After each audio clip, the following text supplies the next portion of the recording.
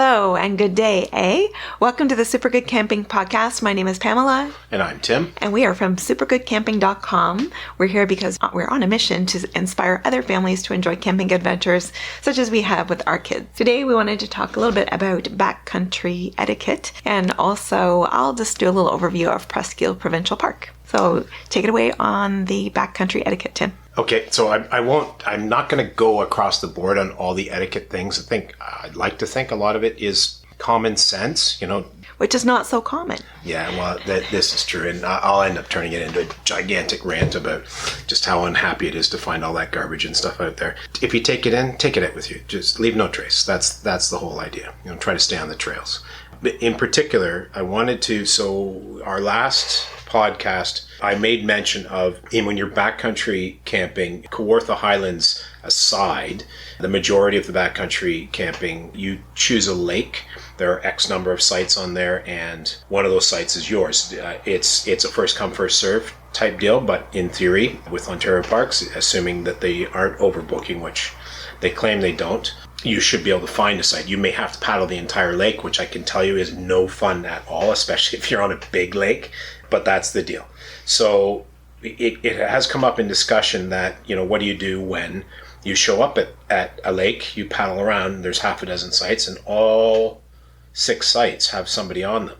In theory, unless you're mistaken about what day it is and what site, what lake you're supposed to be on, you've got a permit that says, here's my itinerary, these are the lakes I've booked for these dates.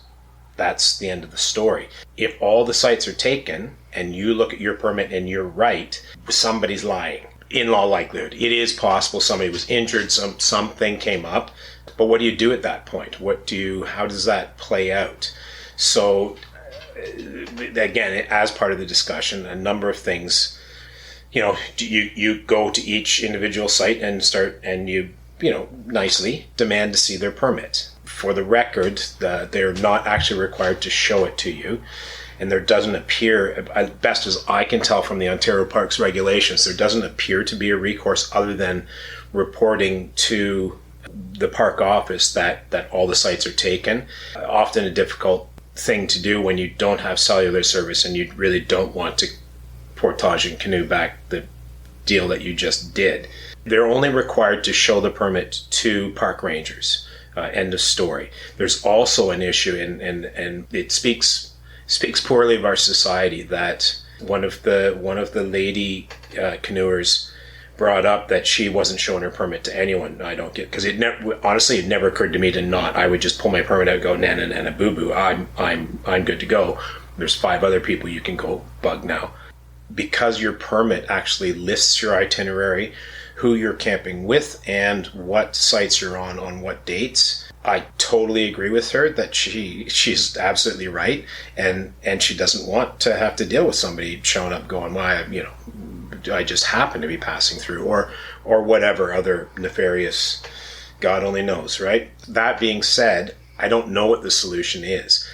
If I was on the other side of the coin, if I was on a site and somebody came by and went, man, I paddled around all the sites, or there's a storm coming in, or, my kid twisted his ankle and we're going to try to wait till tomorrow and see if we can, splint him up or what have you, with some duct tape and a couple of branches.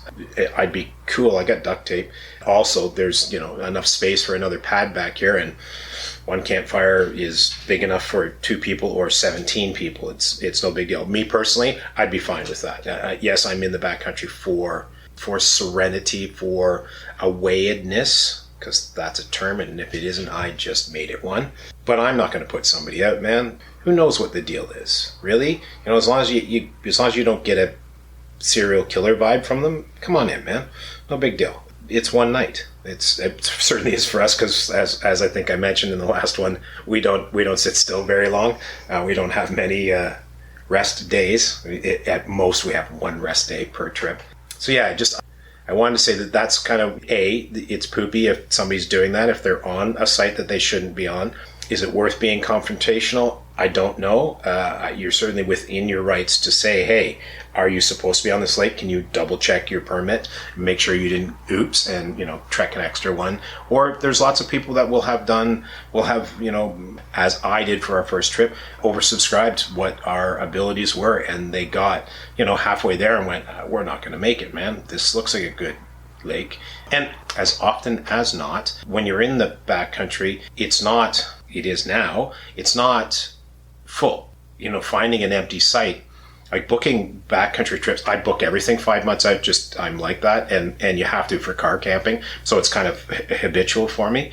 You can easily go 3 weeks beforehand and take a look and find empty sites, or find that there's still openings on lakes. It's not a at capacity thing. So for somebody to think that they're being okay by not paddling, pushing through and going on to their lake or what have you, I don't know that I would give them too much of a hard time about that, because in theory it's not a capacity. You should be able to find a site, and there probably is another one for whoever's booked there. Like you wouldn't think you'd be putting somebody out of their site. But anyhow, that's pretty much my thoughts on that. Cool. And I was going to talk about Presqu'ile. I don't know if you want to bug out. Oh, sure.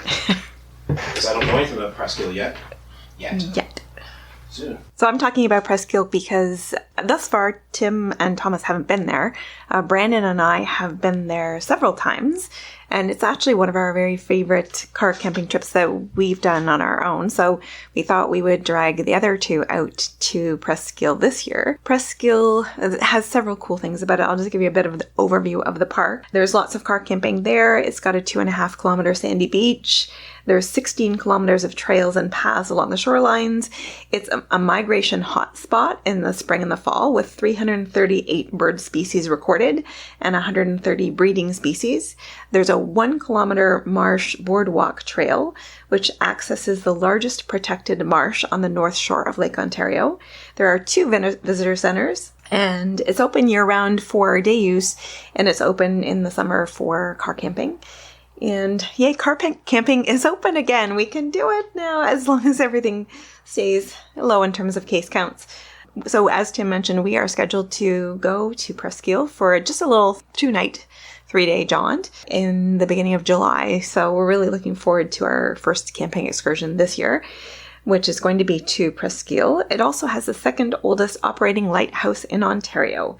And so that's one of the things that we found really cool about Presqu'ile was the lighthouse. There's a visitor interpretive center inside the lighthouse and also a gift shop. So it's really fun to go in there, and lots of things you can learn about nautical things in the lighthouse. And then there's another nature center as well, and lots of interesting information you can learn in the other nature center. And one of the things that Brandon and I quite enjoyed, especially when he was littler, was just sitting on the beach. There's all kinds of limestone fossils that you can find on the beach, and we collected several, took them into the nature center, and he got an award for being a fossil hunter. So he was quite thrilled about that. But anyway, it's also quite good for biking. We biked around a fair bit at Presqu'ile, so you can bike. You probably will want to bike from one visitor center to where the lighthouse is, and then back to your campsite. We found that a really effective way to get around. We did some geocaching while we were at Presqu'ile, and the marsh boardwalk is pretty cool. We did that the last time that we were there. And once you come off the marsh boardwalk, there's this sort of a treed area that you come off into. There were some really interesting looking tree formations in there. The trees would go straight up and then did a right angle turn and then went straight up again. And according to one of the park rangers, that is because there was a disease in the tree, which then caused it to sort of go sideways, and then it at some point went back upwards again. But anyway, they almost look like horseback, and you can actually climb onto those trees and sit on them as if you're sitting on horseback. Anyways, that was some of the fun things that we did at Presqu'ile. There's a beach there, so of course we went swimming. It's on Lake Ontario, which tends to be a little bit cold year-round. So you might want to have like an extra layer or something on if you're going to plan to go swimming. And as I mentioned, geocaching. We did geocaching while we were inside the park too. There's some interesting things to do there. There's some interesting history in the area. It's close to a little town called Brighton. We went into Brighton and got some ice cream and went into an antique shop and poked around in there. So anyways, it's quite a nice park. And we really have enjoyed our trips to Presqui'le. We've been probably 3 or 4 times. And then this year we're taking Tim and Thomas to Presqui'le.